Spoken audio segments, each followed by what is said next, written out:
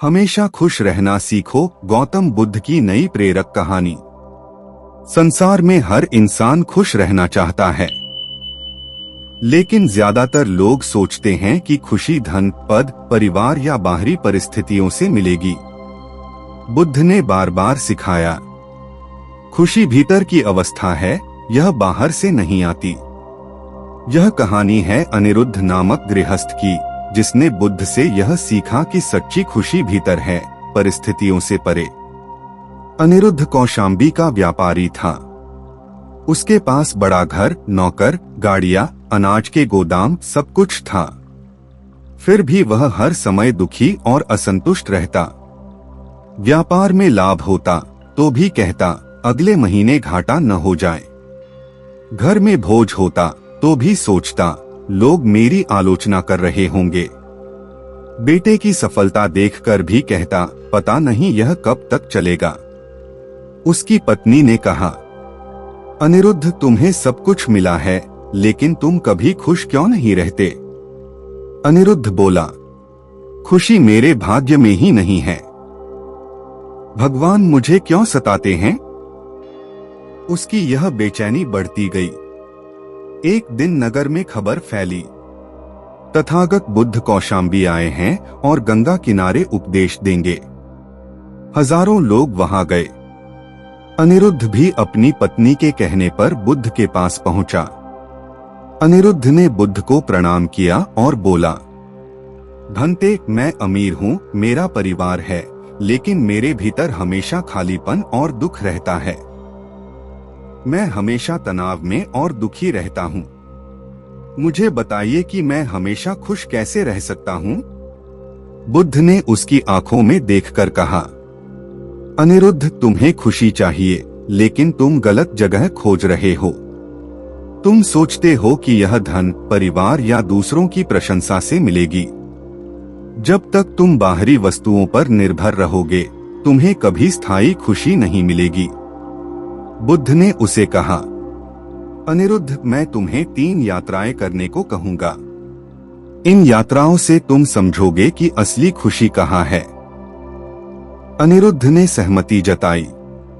बुद्ध ने कहा, पहली यात्रा, तुम राजा उद्यन से मिलो।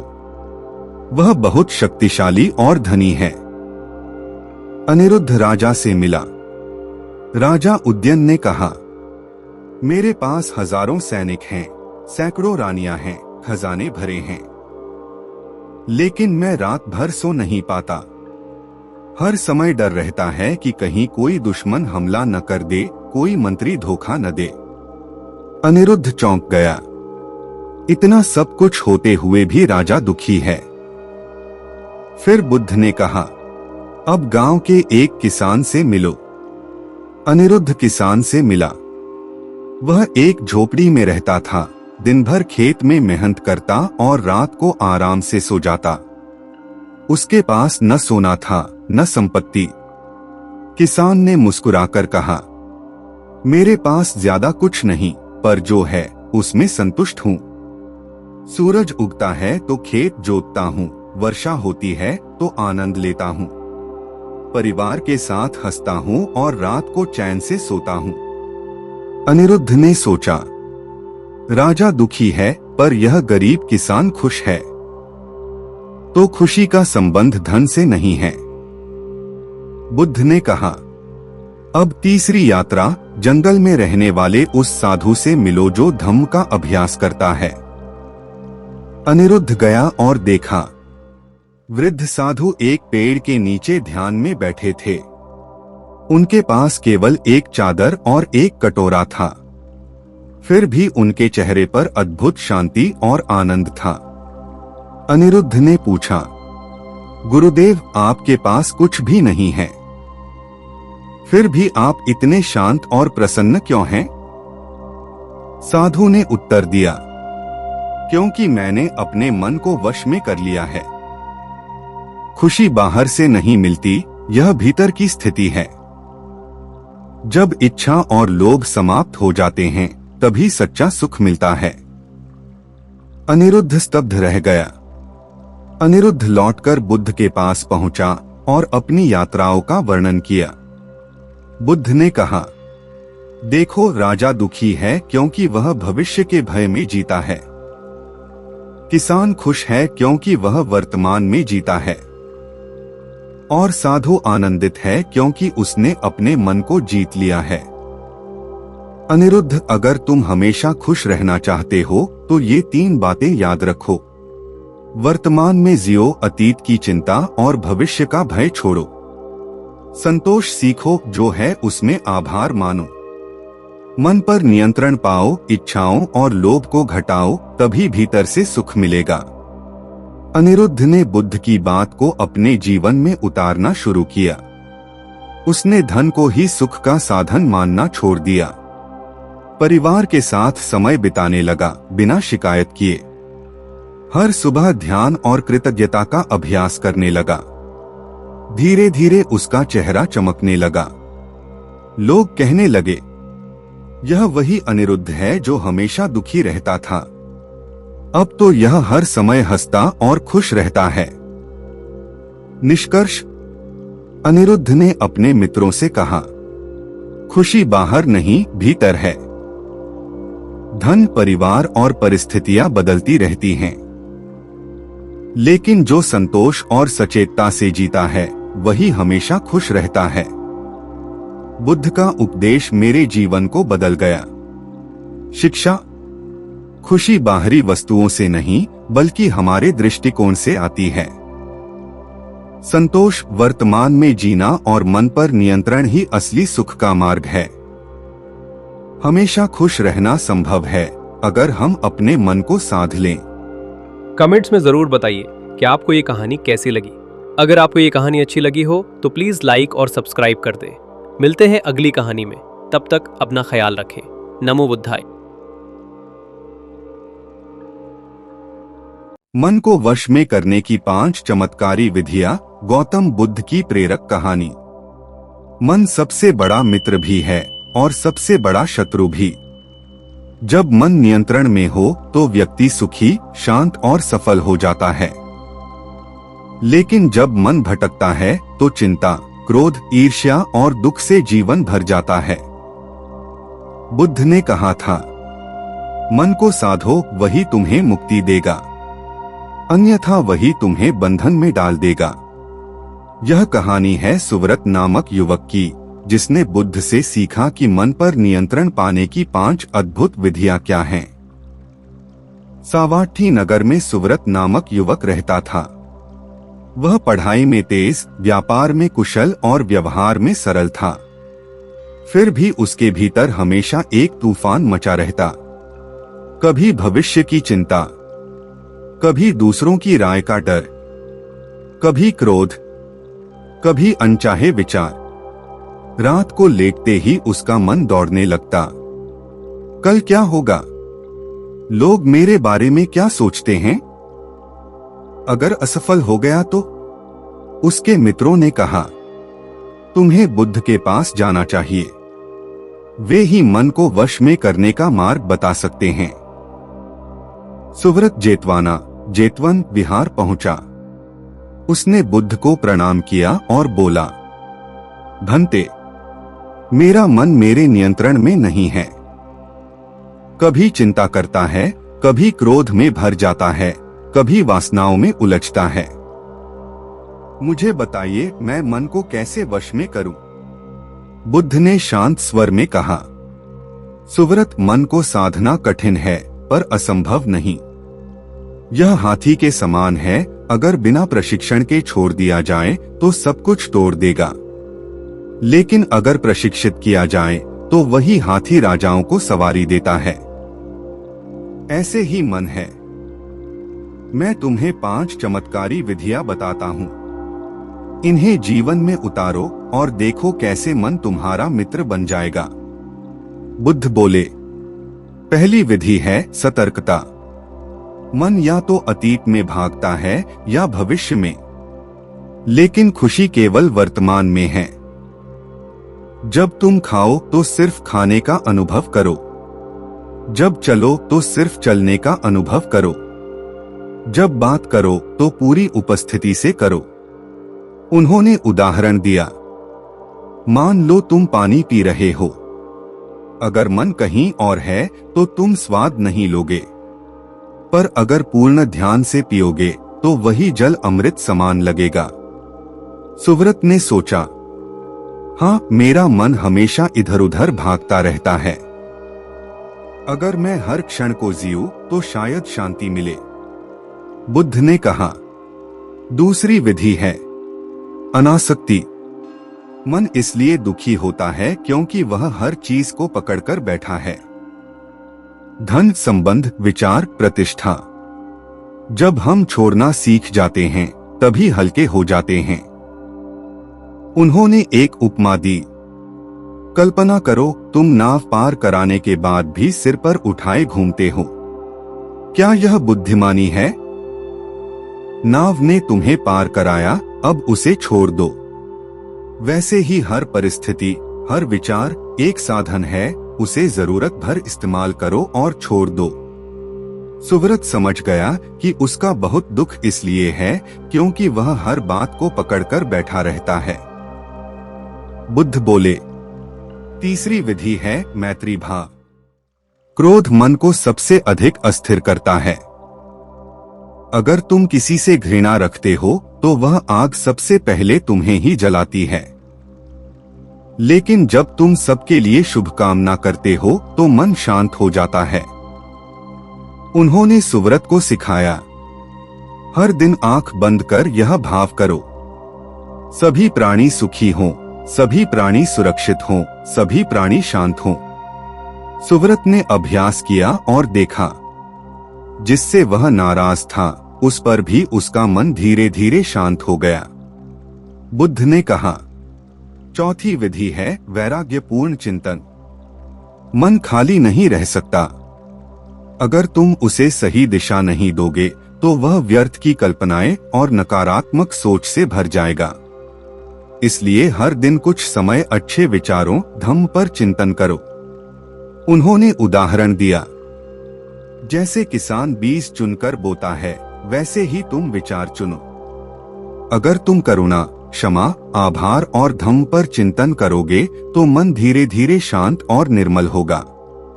बुद्ध ने कहा, पांचवी और सबसे गहरी विधि है ध्यान। मन को वश में करने का सबसे प्रभावी मार्ग है उसे श्वास पर टिकाना। श्वास आती है, देखो। श्वास जाती है, देखो। कुछ मत करो, बस साक्षी बनो। बुद्ध ने समझाया, जब तुम ध्यान में बैठते हो तो मन धीरे धीरे शांत होता है। जैसे गंदे पानी का पात्र स्थिर रखने पर मैल नीचे बैठ जाता है और पानी साफ दिखता है। सुव्रत ने इन 5 विधियों को अपनाना शुरू किया। दिन भर जो भी करता पूरी सतर्कता से करता। किसी भी बात को पकड़कर नहीं बैठता, छोड़ देता। रोज मैत्री भाव का अभ्यास करता। हर रात सोने से पहले आभार और धम्म पर चिंतन करता और सुबह शाम ध्यान करता। धीरे धीरे उसका मन शांत होने लगा। चिंता और क्रोध कम हो गए।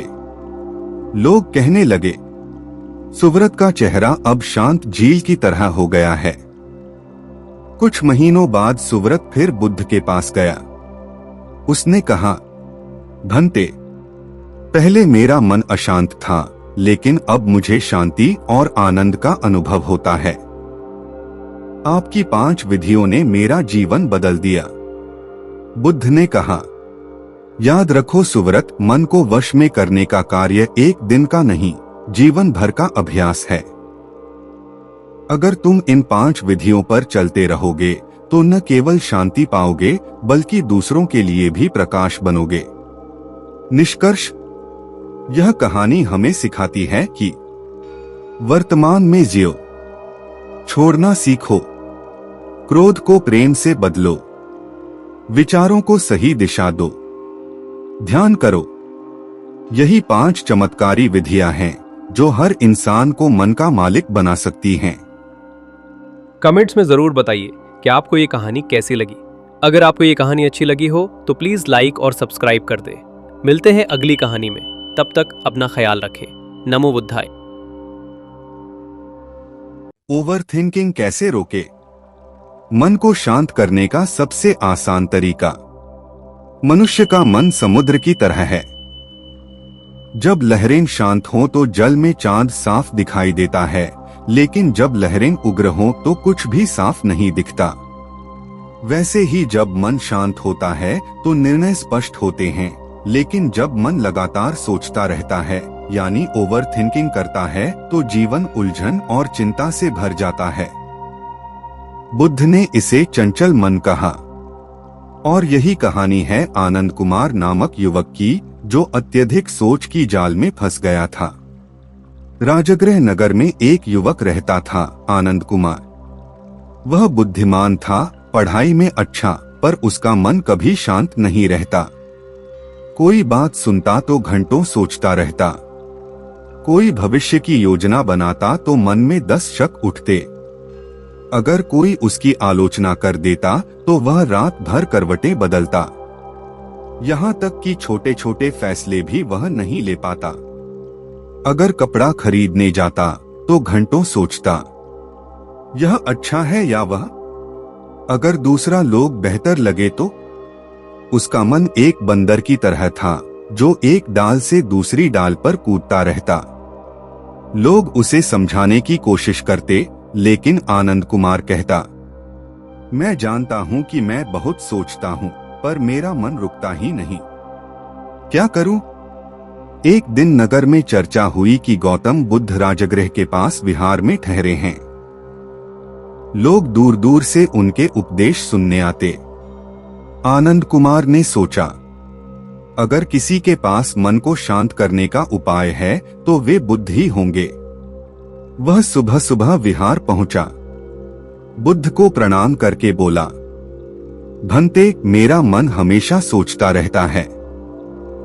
कभी भविष्य की चिंता, कभी अतीत की गलती, कभी लोगों की राय। मैं रुकना चाहता हूं पर रुक नहीं पाता। मुझे बताइए, ओवर थिंकिंग कैसे रोका जाए? बुद्ध मुस्कुराए और बोले, आनंद कुमार, तुम्हारा मन उस यात्री जैसा है जो कुएं के पास पानी लेने जाता है, पर बर्तन बार बार गिरा देता है।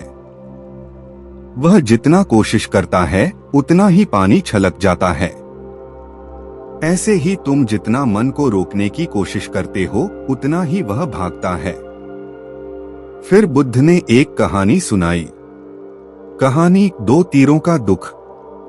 एक बार एक व्यक्ति को जंगल में तीर लगा। वह बहुत दुखी हुआ, लेकिन फिर उसने सोचना शुरू किया, यह तीर किसने चलाया? क्यों चलाया? किस लकड़ी का है? क्या मेरे साथ ही क्यों? इन सवालों से उसका दर्द और बढ़ गया।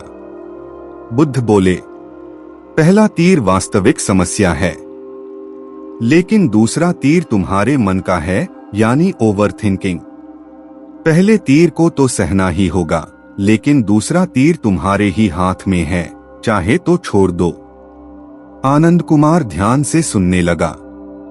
बुद्ध ने कहा, आनंद कुमार, ओवर थिंकिंग को रोकने का सबसे आसान तरीका है साक्षी भाव। जब मन भागता है उसे रोकने की कोशिश मत करो, बस देखो। जैसे नदी का प्रवाह देखते हो वैसे ही विचारों को देखो। एक श्वास पर ध्यान।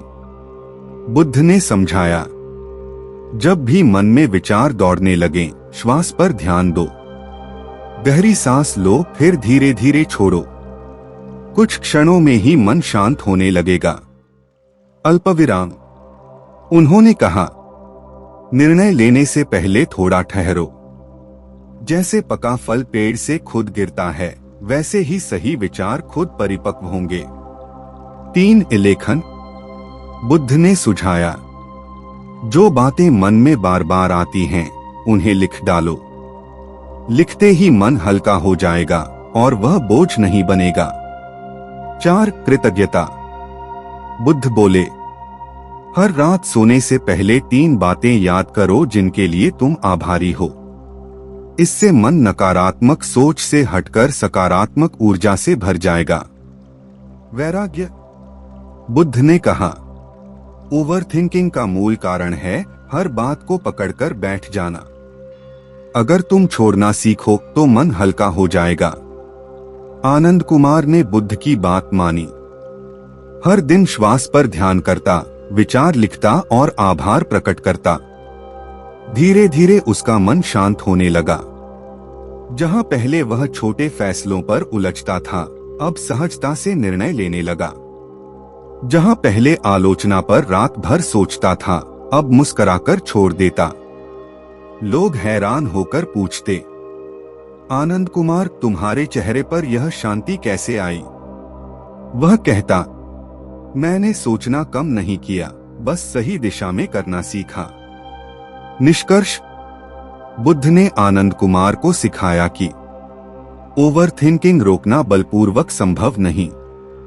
इसका उपाय है साक्षी भाव और सही दिशा में ध्यान। श्वास, लेखन, कृतज्ञता और वैराग्य से मन हल्का होता है। और जब मन हल्का होता है, तभी जीवन में आनंद आता है। बुद्ध के शब्द आज भी उतने ही सत्य हैं। मन की गुत्थियां सोचने से नहीं, देखने से सुलझती हैं। कमेंट्स में जरूर बताइए कि आपको ये कहानी कैसी लगी। अगर आपको ये कहानी अच्छी लगी हो तो प्लीज लाइक और सब्सक्राइब कर दे। मिलते हैं अगली कहानी में, तब तक अपना ख्याल रखें। नमो बुद्धाय।